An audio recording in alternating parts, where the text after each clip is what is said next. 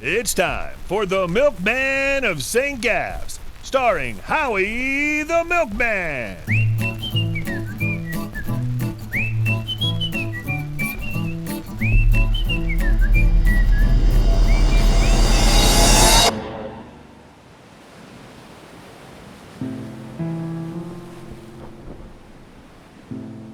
The sun was setting on my hometown as I sailed towards my new home across the waves.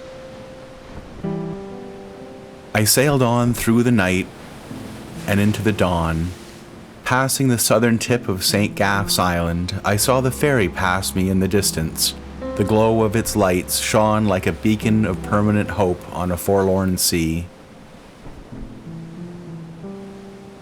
I wondered if radio transmissions were flying invisibly over my head, warning the other milkmen about me. I'd show them all soon enough, though. There was only a mild wind, so it was slow going. The wind didn't change direction, though, so I just clamped the lines in place and enjoyed the slow ride to the other side. It took me all night and all day to get to the east coast of St. Gaff's. Luckily, the ship's owner had packed a lot of salmon jerky, and there was a big jug of water, and there weren't any birds around. So the crossing over was really a good time for some reflection and contemplation. As I chewed the tasty jerky and watched the shimmery waves, I thought about how different my life was from my dad's.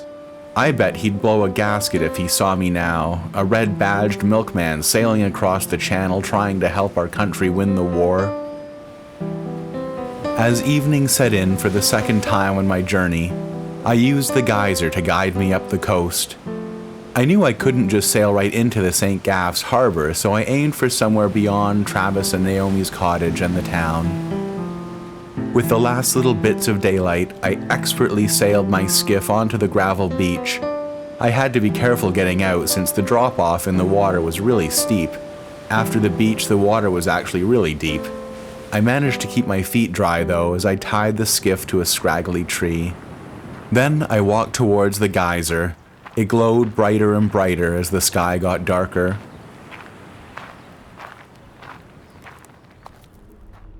As I got in amongst the houses of St. Gaff's, the town seemed grayer and darker than I remembered it. I guess I'd gotten used to the quiet when I lived here.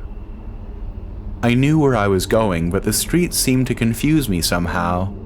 I accidentally ended up down by the waterfront, where I heard a strangely familiar moaning, and I thought I saw a shape tied to a pole. And the moaning really seemed to be accusing me. Of what? I had no idea. I walked inland away from the phantasm. In the shadowy alleys, I thought I heard Old Man Billings cursing my name, County buckle my arse, and old Professor Florsham expounding on St. Hobbs. Nice evening for a walk, isn't it? These maudlin streets were too full of ghosts and old memories for me. They swarmed and crowded and buffeted me, and I feared I might not be able to achieve what I was here to achieve. I passed by the old house with the old bench where the old radio was, good old Mercy and Grand. The house was empty now, the rose bushes mostly dead. I stumbled almost blindly past the now gloomy church. Howie. It was Father Whelan, and not his ghost, walking with an oil lamp up the street. Father Whelan. You look terrible, Howie. What are you doing here? I came back to see if I could, well... Don't worry, my son. You don't have to tell me. I know you're in trouble. I know the milkmen are after you. Come in here. He unlocked the big doors with a huge brass key. You get some sleep and we'll figure it out together in the morning. And then, like that wonderful night so long ago when the wolves were terrorizing the town, I slept wrapped up in a blanket on a pew, but without my beloved Stormy and without any light from the gray bones overhead. I hadn't slept a wink on the boat ride over, so I drifted off into one of my most recent recurring nightmares about the baby whale I might have inadvertently and indirectly killed. It's a shame that life was like that sometimes. Why did they make baby whales so delicate and fragile when the Arctic Sea can be so cruel? I really didn't know. I just saw the baby whale nosing around its dead mother, not knowing what to do or what to eat, and I was trying to swim around and help out, but the water was freezing and I could hardly move a muscle. I jumped up on the pew. What was I doing in here? I had a job to do. I couldn't let ghosts or nightmares stop me from doing my duty. I threw off the warm wool blanket and jumped to my feet. I tiptoed to the front door and managed to open it without too much noise. The bad thing is that I couldn't close the door behind me. I always felt bad about that afterwards, not being able to close the door behind me. I always wondered if it caused Father Whelan any problems. I walked back out into the night. It was colder now. Not too much longer until the dawn of that fateful day. I knew what I had to do, and I was going to do it, sticking to the shadows so as not to be seen. I saw, up against the wall of the milk station, yet another shadowy figure, some ghost come to haunt me, no doubt.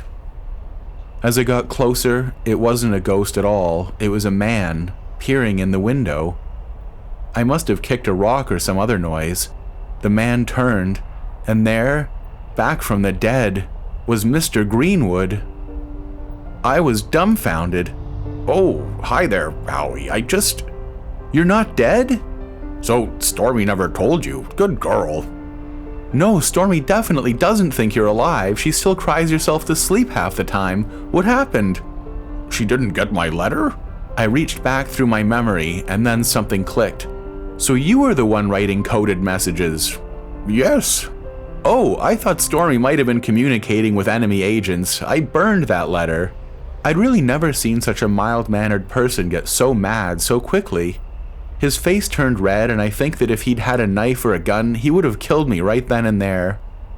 Look at it from my point of view. How could I have known it was yours? There was no address or anything, and we're at war. Come on. I could see that he was pulling himself together. You have to tell her I'm alive. Sure, if I ever get the chance. To tell you the truth, the milkmen are after me now. Why? Oh, they think I killed my boss, which isn't exactly true. So, Mr. Corwin is dead? No, it was Dwyer and Mingsbite. You didn't even know we moved to Mingsbite, Stormy and I? The people here weren't very nice to her after everything happened.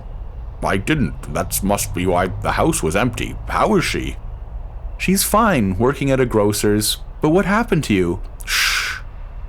We heard someone walking by and ducked into the shadows. After whoever it was left, Mr. Greenwood told me all about his trip to Elkhorn and about how he couldn't tell anyone he was there. Then why did you come back to St. Gaff's, to see Stormy?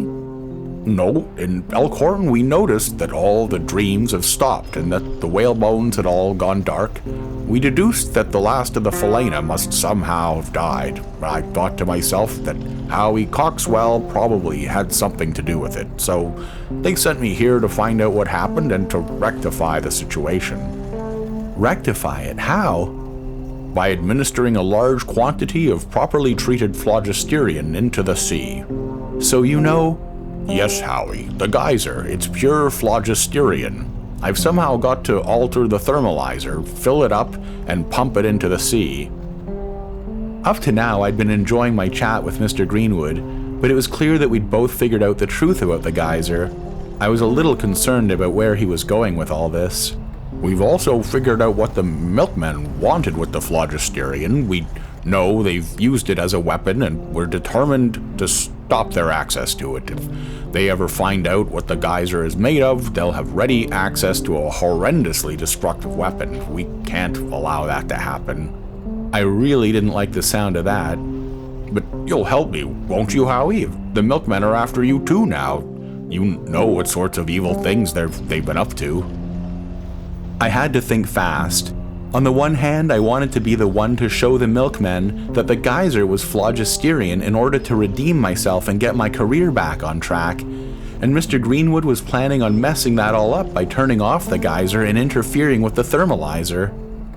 On the other hand, I'd nearly gotten the man killed, and if Stormy ever found out that I'd done him any harm after finding out he was alive, she'd be furious. I figured the best thing to do would be to go along with his plan, Maybe if I dragged my feet a bit, by the time he was done tinkering with the thermalizer, the other milkmen would arrive for their morning rounds and I could just kind of extricate myself from the situation and let them handle Mr. Greenwood, and then I could still be the hero for finding the phlogisterian. Sure, Mr. Greenwood, the poison gas they made really is an awful weapon. Good. I believe we only have a couple of hours before the milkmen arrive for work. We've got to get inside the station. Oh, no problem. I knew where Frank hid his keys, since he forgot them all the time, under the mat at the front door. We got in, and sure enough, there was the thermalizer, just sitting there. I can retrofit this without too much difficulty. I watched Mr. Greenwood tinker for a while. He had a closer look. We have a problem, Howie. The intake tube has been damaged. If we try to place it over the geyser, the pressure will be too much. It will destroy the machine. Can't we just fill some buckets and pour it in? It will only work if the incoming liquid has a precise amount of pressure. More than a bucket, but less than a geyser. And in any case, I must find a way to stop the geyser when we're done so the milkmen can't use it. And then, without thinking about what I was saying, I just blurted out, I saw a tap down there. I bet I could turn it off. Brilliant, Howie. You turn it off and I'll position the intake tube at just the right moment. Now help me wheel the thermalizer out. We'll put it on a milk truck and drive it to the coast when it's full. We got a flat dolly thing, and it turned out that the thermalizer wasn't as heavy as I thought. With some grunting, we got it onto the dolly. But then a light went on in the front room. Shh, I'll go see who it is. I walked back, and sure enough, there was the peckerhead getting ready to open the station. Howie? Hey, Albert. You're in trouble. We're supposed to catch you. I kept staring at the stupid scar on his head as he spoke. You probably got a message from the radio tower. Yes, exactly. Listen, Albert, enemy forces have infiltrated the transmission station in Mingsbite. They've been trying to trick you, saying that I'm working for them. You've got to help us get this thing on a milk truck or all will be lost. We? Then Mr. Greenwood appeared. Hey! I winked at Mr. Greenwood. Mr. Greenwood's been in hiding. We have to move quickly. Why don't we wait for the other milkmen to get here? No, Albert, there's no time. As a red badge milkman, I command you to help. Quick! So we helped Mr. Greenwood open one of the big doors on the side of the station, and we wheeled the thermalizer to the parking lot. We were all lit up green from the geyser. The geology men had made a manhole-covered tunnel to examine the roots of the geyser. They never found anything interesting, but I knew I would. And sure enough, it met up with the stairway down in the darkness. I'd forgotten to take a lantern or anything, but there was a faint glow a couple of 100 feet below the base of the stairs. I walked down as carefully as I could. It was so quiet down here, except for the humming of some machine. When I got to the bottom, there was an automatic washing machine humming away. There was a tap on the wall behind it, just as I'd suspected. I turned it, and there were all these noises of pipes clanking and popping. I ran back up the stairs as the lights got dimmer. And there was the thermalizer, glowing green, and there was Mr. Greenwood standing beside it, beaming. It worked. Now to get this to the sea. Howie, you could help too. I am helping. I'm helping from up here. Me and Albert and Mr. Greenwood were really struggling to get the machine up onto the back of the milk truck, but we finally succeeded. McMurdo, what the hell are you doing? Howie, get down from there. It was Corwin. He looked really mad. Beaver was beside him. I was on the back of the truck. Beaver, get the police here now. And Beaver ran off as best he could. Mr. Greenwood jumped in the truck. I never would have expected this from you, Coxwell. Mr. Corwin, it's not what you think. It was all Mr. But Mr. Greenwood hit the gas and I had to hang on for dear life. Who knew the old guy could drive like that? The last I saw of Corwin, he was turning red with rage. How was I going to sort this out now? The peckerhead just stood there looking confused, and for a moment I almost envied his obliviousness. Anyways, there was nothing I could do now but hold on to the thermalizer and enjoy the ride. Usually when I went out this way, I was driving, so I never got a chance to just look around. All the nicely kept pastel houses. Could I have ever been happy in one of those? I guess that it didn't matter now. We drove out to the coast road and out of town. It was almost peaceful watching the rosy red fingers of dawn stretching out across the ocean, the stars fading, the moons hanging low. It looked like it was going to be a beautiful day, but then I saw a cloud of dust coming our way along the road from town. Another milk truck in the distance. Mr. Greenwood stopped at a place where the road was pretty close to the water, and he got out. We were most of the way to the fisherman's cottage. We've got to get it in the water. How do we get it in without tipping it over? Get the back open. Look! It was Travis, running towards us with his harpoon and big helmet. Someone was running a ways behind him, shadowy in the pre-dawn. I saw the geyser went out. What's happening? Travis yelled. But before Mr. Greenwood could answer, she threw off the blanket she was wrapped in. She must have come over on the ferry. I saw all that black hair tumble out. Stormy, she saw her father. Dad! Tears bursting, she ran into his arms. You're...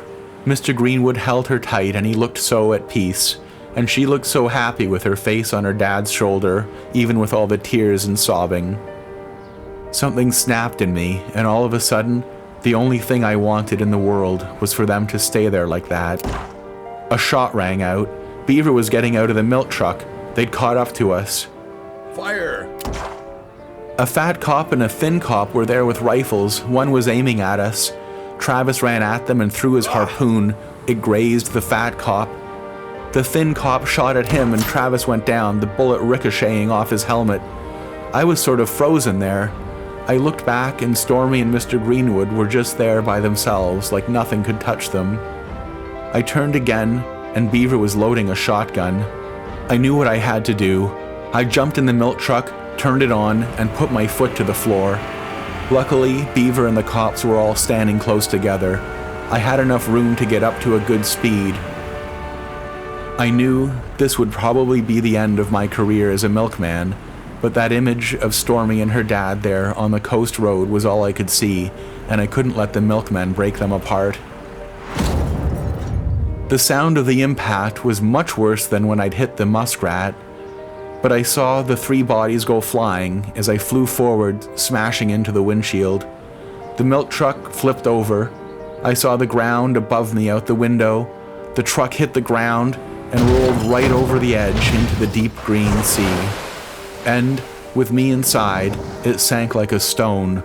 The thermalizer had gone flying too, and a split second later, I saw it splash down, shooting phlogisterium from the spout. I tried to get the milk truck door open, but I couldn't. I pushed and pushed the door, losing air, but I kept going down and down. The sea, though, was turning all green and bright. Finally, I managed to get the door open. I'd forgotten that it was locked, but I was so cold in the icy water. I knew as I pushed my way out of the milk truck that I was never going to make it to the top.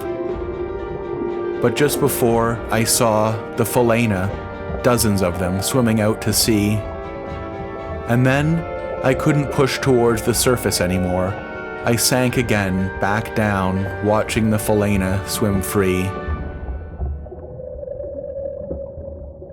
After I was done sinking, I started floating up and up and up.